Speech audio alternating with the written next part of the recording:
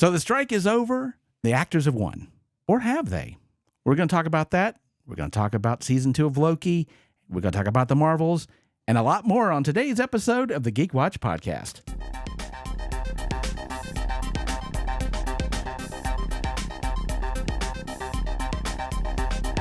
This is the Geek Watch podcast with Brian Hatcher and Mandy Petrie.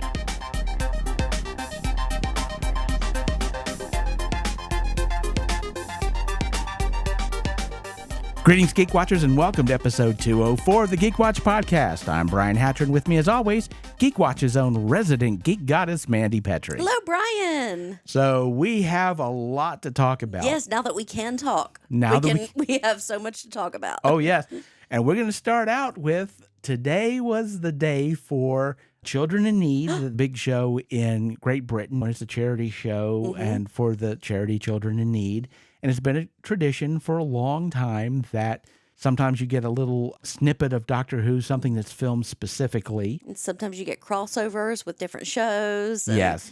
So, it's like pretty much everyone at the BBC gets together and says, what can we do to make people happy? Oh, exactly.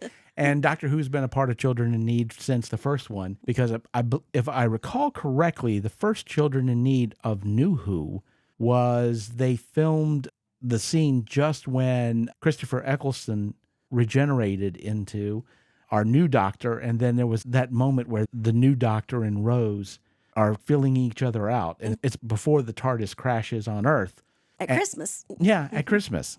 And so we have that moment of where they're just kind of feeling each other out and how weird it is, and you can see where the Doctor's regeneration is starting to go a little bit wonky. Mm-hmm. So it was like a nice little extra bit. Yes. And I know that one year they did one where it was like this great adventure, but it was actually John Barrowman and a friend on the TARDIS set. Yeah. And then they were just playing around. And David Tennant comes in and says, "What are you guys messing around here for?" Like, yes. I see you. It's my TARDIS. Mm-hmm. Yeah, and the guy who was playing John Barrowman's friend, he was somebody who I believe he won a contest. I think so. He was a fan. Yeah, Doctor Who's had a couple of contests, ties into other shows.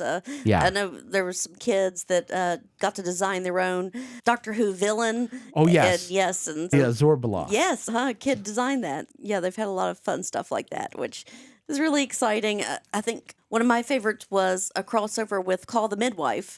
They had all the midwives coming in, and someone said, "I want a real doctor," and Doctor Who shows up. Oh, yeah.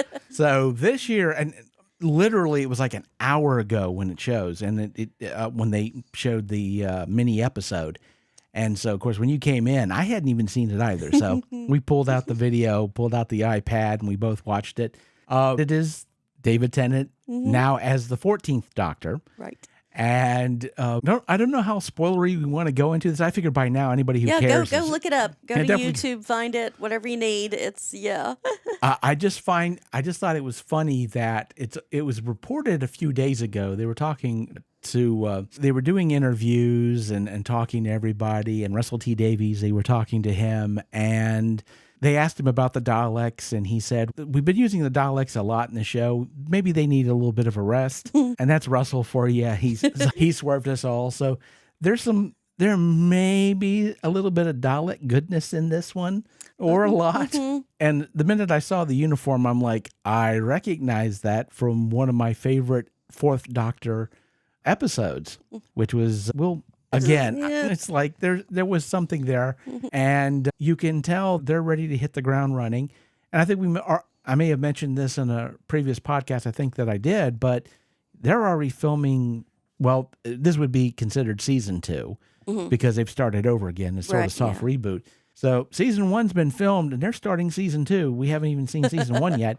We haven't seen we haven't seen any of the specials yet, but end of the month, we're there. We're getting started. Yes. And that's going to be a lot of Bad fun. Wolf.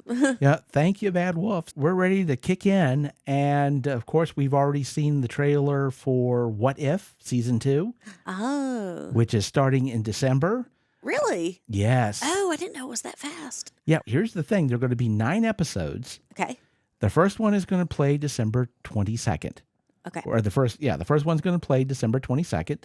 The second one will play December 23rd, the third one December 24th, and so on. And so you get a new one every day. They're going to release one every day Okay. up to the 30th. All Of right. December. It's like the 9 days of Marvel Christmas. And apparently Mario Kart has something to do with some of this. I'm just saying from the trailer. All right. There's a Mario Kart version. What if? Yeah, it's what if. So there's, definitely, it's going to be interesting to see what they do. It's also going to be, one of the things I found interesting was there is a Native American episode that involves Doctor Strange. And that's going to be, there's going to be a lot of different things, which I really like. And I'm looking forward to that. That'll be something we can really check out toward the end of the year. So we got Doctor Who to look forward to, and we've got that to look forward to.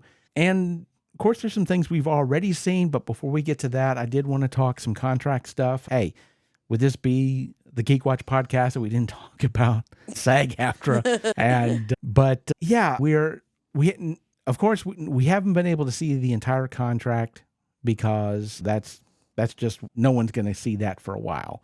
It's probably going to be several weeks before you're going to be able to see all of that. And I haven't had time to read 128 pages worth of material that's out there on the contract.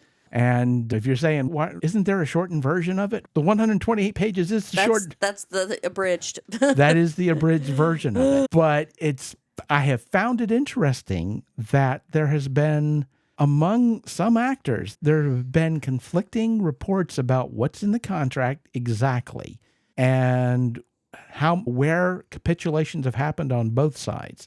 And again, having not read the 128 pages, I have been trying to glean some stuff. And again, AI has a lot to do with a lot of this, because one of the things that they're saying in the contract is they have made it a rule that you can use AI with an actor if you are producing a film. If, say, you're in a movie, they can use AI to manipulate an image of you for that movie, but nowhere else. But that also means, say, there's a costume change because they've done editing. There's a costume change. Of course, they don't have to bring you in and film a new scene. They can just change the costume or move some hair out of your face. Or if they're doing a censored version, of course, we don't really have a movie of the week anymore where you have to edit a movie to play it on broadcast television, but they still do things like that for watching movies on airplanes, and you have to edit that. Right. And usually that meant the actor had to come in, they had to redub their lines, but now you can do that with AI, so they don't even come in with that. Now you may be wondering, well, how good is, it's like you can't do a lot of it because how convincing is AI going to sound anyway? I'll put it this way. In last week's podcast, there are 3 words in that podcast you did not hear me say because I didn't say them. What had happened is while I was talking, my brain went a little bit faster than my tongue did, and I left out a couple of words, so the sentence didn't quite make sense. Now, it's really tricky to try to go back and re-edit and record something else and put it on there because it never sounds quite right. Yeah. So I just went in with my editing software that has AI and typed it in, and an AI voice, my AI voice, said the words. Weird. And the reason I'm not telling you exactly where, you can play that game, listen to the podcast, and I'm going to go back and listen now. See if you can tell, because I can't tell. Just for that, yeah. Yeah, see if you can figure out what part of my talking was AI, because it's exactly what it was. Which is fascinating. And it's not like I have a very expensive AI program. This is I wouldn't even call it prosumer. Anybody can really, with a few bucks a month, you can have this program. I use Descript. I think we've talked about this in the past. I've been using Descript to edit the podcast because what it does is it takes all the things that we say and turns it into a Word document. So I can literally just cut out words. And all the ums and the ahs that you don't hear on this podcast are because it goes in and takes them out automatically through AI. And we've talked about how AI it used to be when I would edit this podcast, it would take me like a day and a half, sometimes 2 days to do. Now, literally a couple hours in the morning and it's done. And that's it. And that's cutting out everything. That's even, moving things around, cutting, It didn't happen very often, but sometimes, if we talk about something and I was like, oh, we should have mentioned that earlier, I can just cut and paste and put it where I wanted it. Mm-hmm. So it's absolutely amazing what you can do with AI. And again, I'm not against AI. I think it's a great tool. There are It's a a lot of tool. Yeah. yeah, it depends on how you use it. Mm-hmm. But I can see where some actors are a little bit worried about, okay, they're not going to be using us in the backgrounds. They're not going to be using my image for something that, for a movie I haven't been contracted for or paid for. But at the same time, you're not going to get any money for having to do some reshoots. You're not going to get money for doing redubs. And something we hadn't pointed out before, but this is something to think about, is yes, they're not going to be using AI images generated from scans from actors for crowd scenes. But apparently there's nothing that's stopping them from whole cloth using AI to create models. I have used AI to create photorealistic pictures. It looks like a photograph of a person that was just in my imagination. It was like one of my, I've been working on a novel, and something I've been playing around with is coming up with these photorealistic photos of characters in my novel.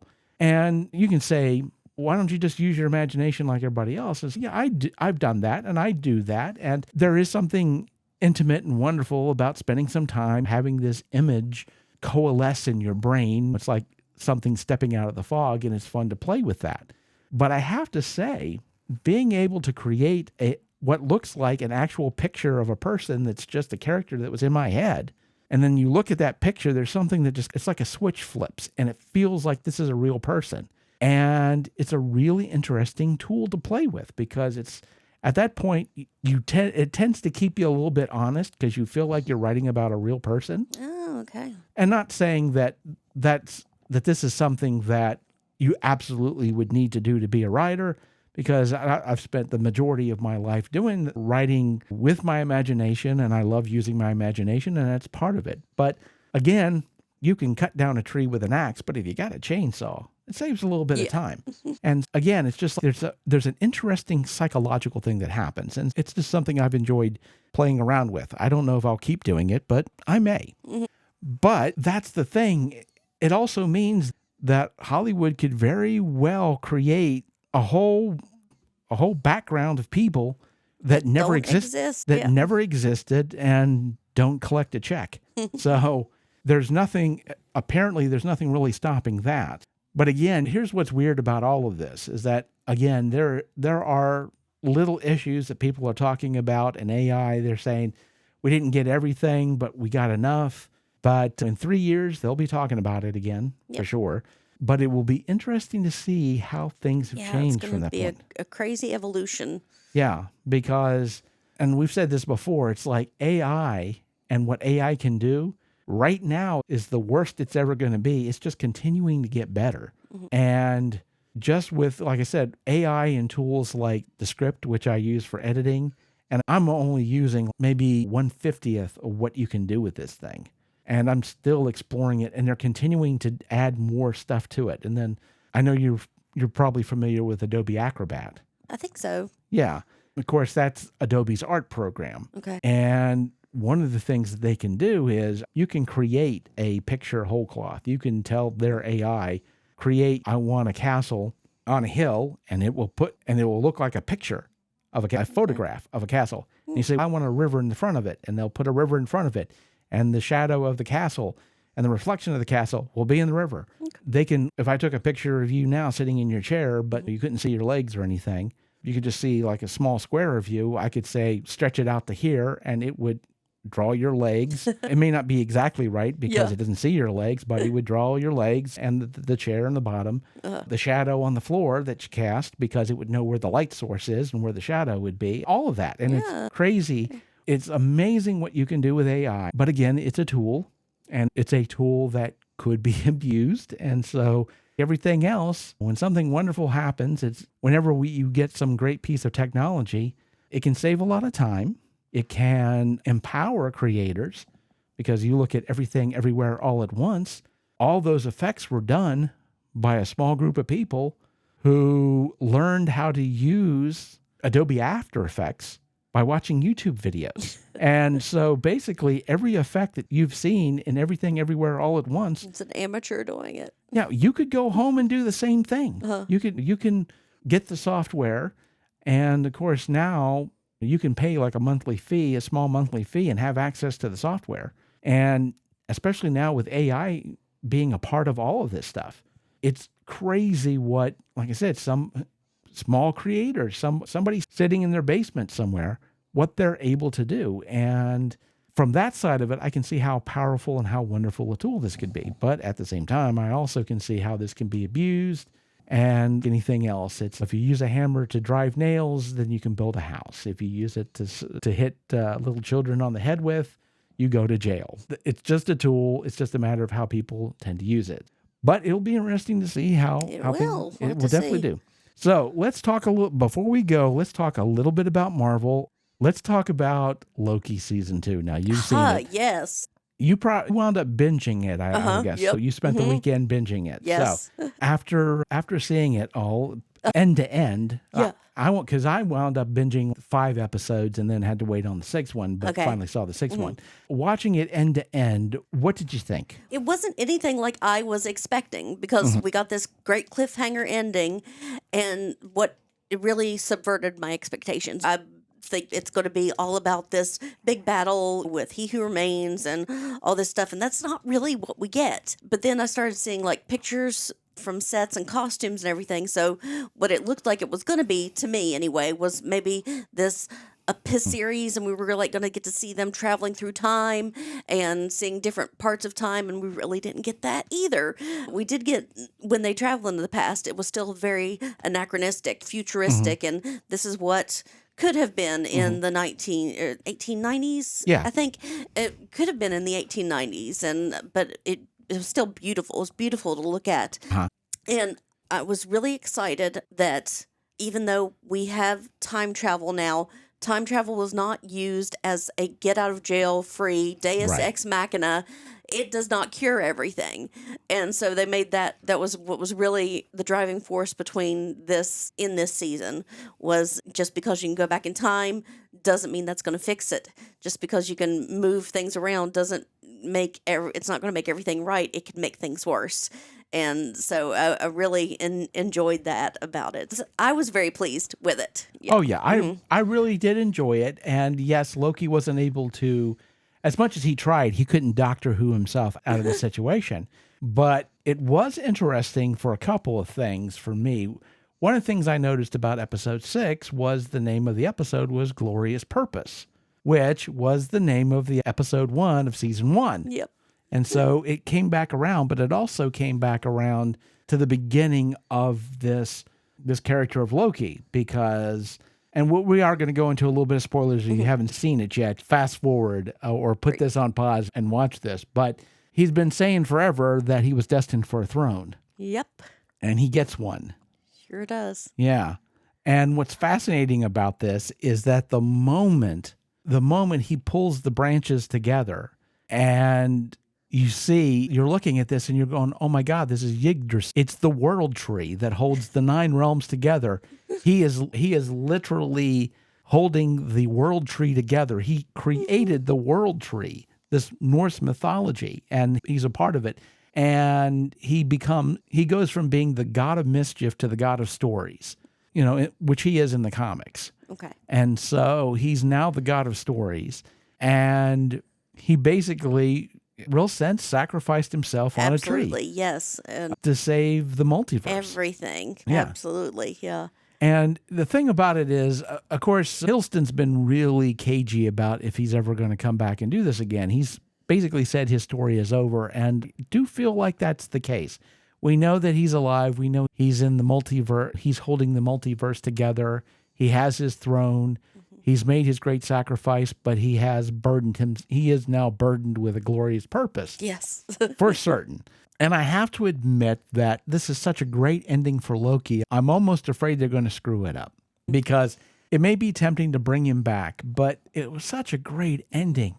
For this Loki, for the Loki we've come to know, because if we get a variant, that's okay. Yeah. But Sylvie's still out there. Sylvie's still out there. There are the other Lokis, and So if Tom Hiddleston did come back as, I don't know, President Loki or something, Right. that would be okay. But this Loki, this variant that we came to know, he did. He completed his arc. It is beautiful, and it was exactly where it should have gone. Because all through this season, as much as we got, it was all about him not wanting to be alone. He wanted his friends, but he wanted his friends with him. But in order for them to survive, he had to be alone. He's now alone, but all of his friends get to go live out their lives. And Sylvie gets to go work at McDonald's in the 1980s. And what kind of dream was that? But it's amazing. And Mobius gets to go back to his kids, and it's great. And it was in my geek colored glasses. It was a beautiful send off for that character. Yeah, I really liked how everything wrapped up. Although now we do have a few questions. Jonathan Majors as Victor Timely / Kang the Conqueror. Is that the last we're going to see of him? Because, all the stuff that's happening in the real world, and there's a lot of this talk about how, they're now, Marvel's trying to lean away from this. And strangely enough, Loki, the last episode of season 2, gives them a way out, because the TVA now, their job is going out and getting rid of variants of Kang. And they had been doing that. And so you could end the story right there. That's basically it. It's like the TVA's going out and wiping out Kang variants from the timelines. That's their job. They're pruning Kangs off of the world tree. He cannot remain. There you go. And so they can get away with maybe never mentioning Kang again, but they are going to have to figure something out. But it certainly seems like they're getting away from the whole Kang story. And now they do have an out for that. And the other question, of course, is going to be, as far as Loki's concerned, is there going to be a season 3 of Loki? That's part of the question. And also, there is rumors that they're going to come out with a Thor 4, although Taika Waititi is not going to be directing it. Okay. But there's been a lot of shifting around, because the Avengers movie, the Kang Dynasty, just lost their director. So, and it might be that it lost the director, and not because the guy's a slob, because he directed one of the more successful Marvel movies of recent history, Shang-Chi. And so it's not like they were worried about that. It's just that maybe Kang is just done. Maybe this is it now.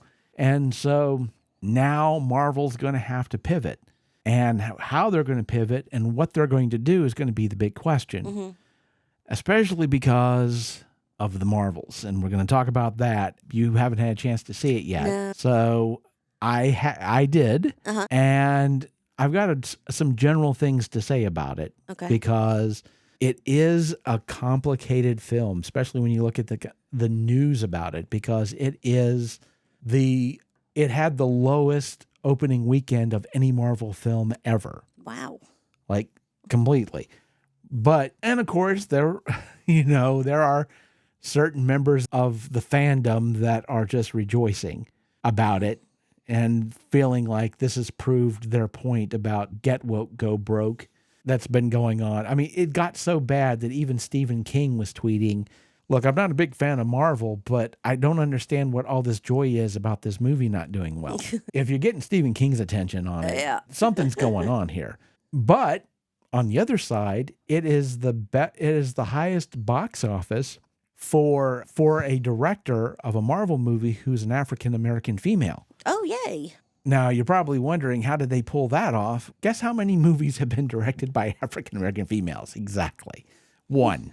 Just one. It's the best one. That had the highest opening weekend. Number one, yeah. Yeah, it's number one. Now, I guess the question becomes, where did it go wrong?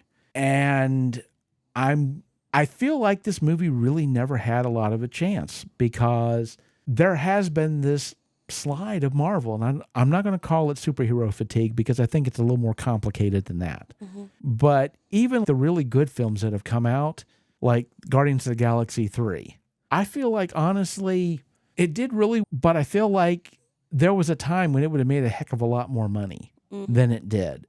And I just feel like there's a thing with Marvel going on right now where people are just not coming to the movies, right? Now, this movie is very polarizing. There are some people who really like it. There are some people who do not like it at all. And one of the complaints that I've seen is they're confused by the tone of the film. A lot of people are like, why is this doesn't feel like a Marvel movie. It feels like it's something else, right? And I don't tend to watch a lot of reviews because I don't want that to affect me going into it.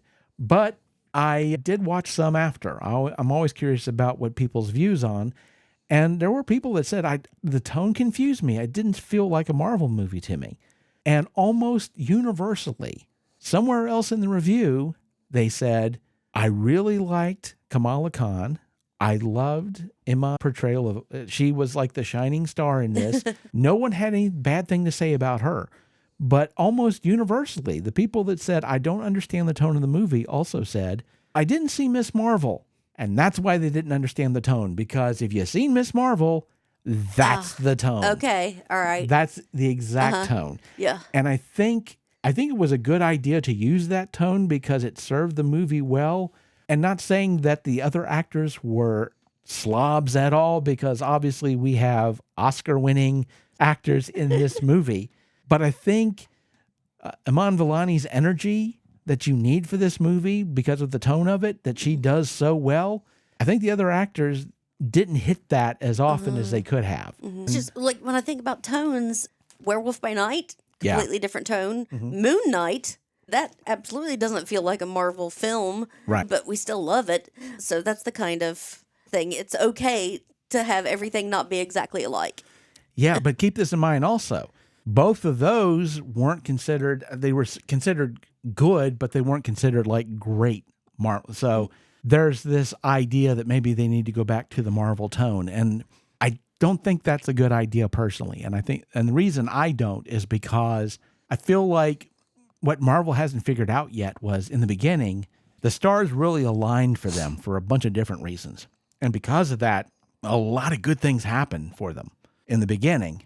But times have changed, and you don't have Robert Downey Jr. anymore. You don't have you don't have that core group anymore. They're almost pretty much all gone. So it's a different thing. And so what got you, they say you should remember what got you to the dance. Well, yeah, but at the same time, times have changed and you don't have the same actors. And even if you did, eventually the audience is going to they are going to get bored with it. So you have to experiment.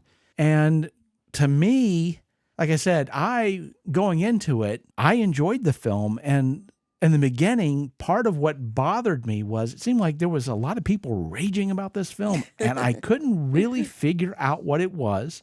And the reason why I couldn't figure out what it was is because I have a policy, which is I'll watch the first trailer of a Marvel movie, and then I don't watch any of the other ones because I've been spoiled in the past where they have given me more about the movie than I wanted to know.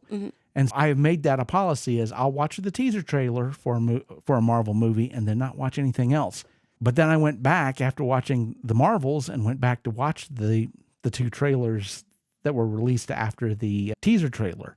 And I discovered something that made me go, oh, that's why people are mad. The problem that I saw there was that there was voiceovers from Thanos in both of these trailers. Really? Yes. And it wasn't from any of the other movies. They either used the actor or AI, but made this comment about the villain of the movie, Darvan. I think that's what her name is, but she took over as accuser when Ronan was destroyed. Okay. And you have Thanos making this comment about, my plan will never die. Even if I'm gone, there will be someone to carry on the work. And they show the picture of the villain. Okay. And so you get this idea that, okay, she's going to be carrying on for Thanos. And because we're getting new text and narration in both these trailers that aren't from any other movie, are we seeing Thanos again? So you have this idea that this is a Thanos plan that's going to be part of it. And this character is going to be like a huge part of that. And you've got this big sweeping arc that's revisiting Infinity War and all that. And then you see the movie and there isn't a reference to Thanos 1,000 parsecs within 1,000 parsecs of this movie at all. So basically, it was a complete swerve. And it's not even a matter of like in one of it, how they altered the trailers a little bit so they don't give away the story. No, they promised you Thanos and didn't give you Thanos at all. Not saying that they should have. They promised it in the trailer, and they just didn't. Just to get people in.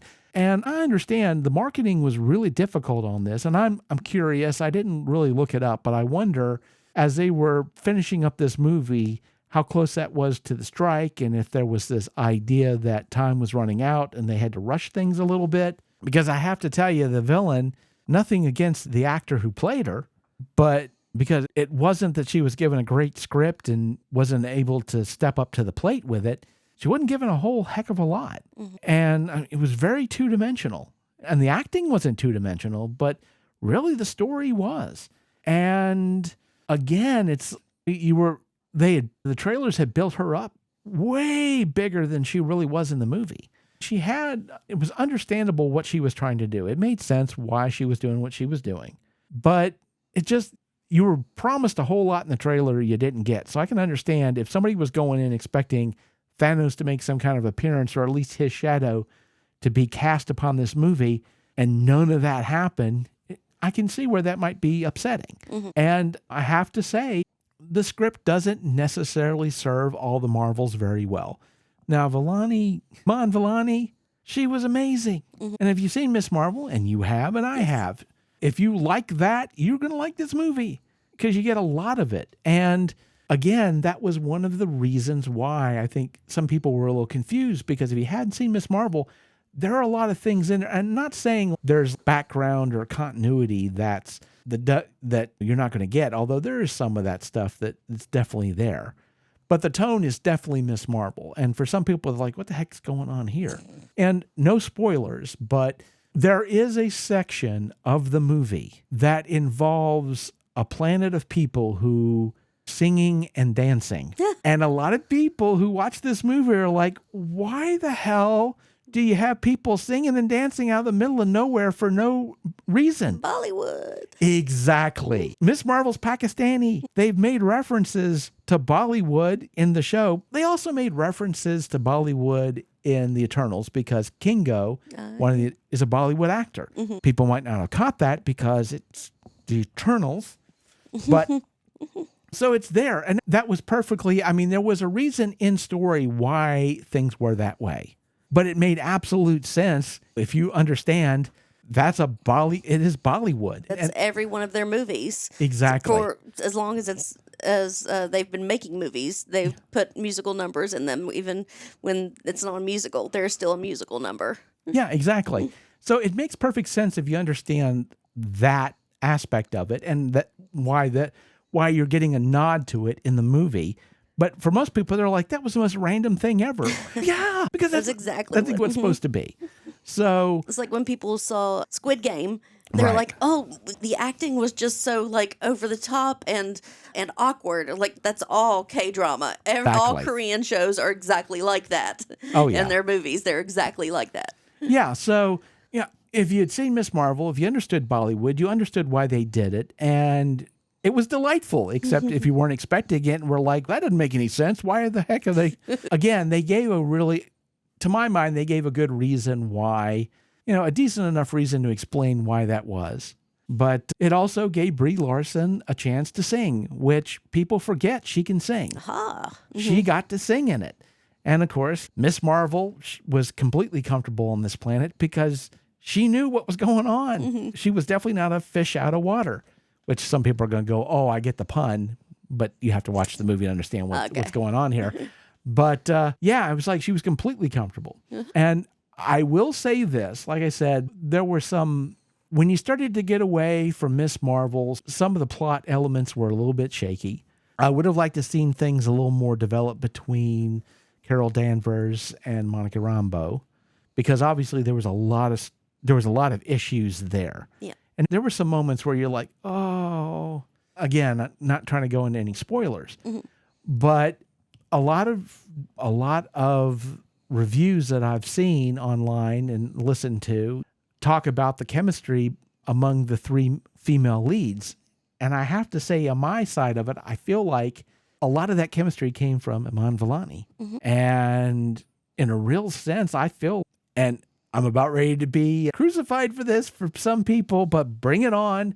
She's the next really Robert Downey Jr. I think in a real sense, she is going to be because I mean, she is that fangirl. I mean, before she was acting, she dressed up as Miss Marvel. Yes, I've seen pictures. Yeah. And it was a good costume too. Yeah, exactly. And she knows Marvel. She loves it. She reads the comics. She wrote a Miss Marvel comic. Aww. And a very successful Miss Marvel comic. So she, Marvel was like, hey, come on in, write Miss Marvel. And she did, and people loved it.